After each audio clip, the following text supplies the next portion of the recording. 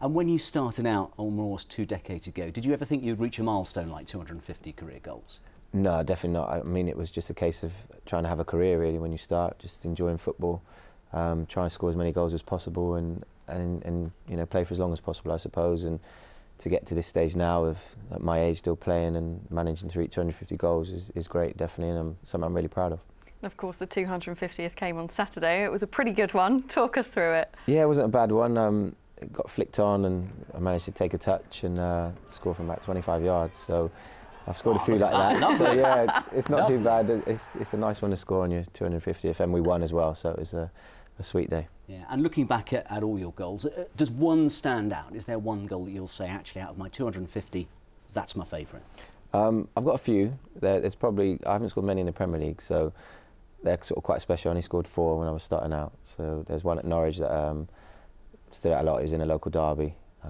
We managed to win. It was on Sky, and I was 19 and thought I had the world at my feet, really. So I suppose that's one that I probably cherish probably the most. But all goals, I'll take them all. You know, however they come, tap-ins, great goals, anything like that, I'm more than happy. You're currently at your 12th club, I believe. Is there a favourite club? Can you say that? I have enjoyed probably being at all of them. There's been some that haven't worked out. Starting out at Norwich was great. Rovers was probably a real big thing for me. I come back home. It was the first club that I'd seen live. I lived in Eastville, grew up 5 minutes from the ground. So coming back home playing for them and actually having fans that I knew as friends and grew up with was great. So the sort of 4 or 5 years I had there was real special. Now you're 38 years old now. I hate to remind you of that. You know?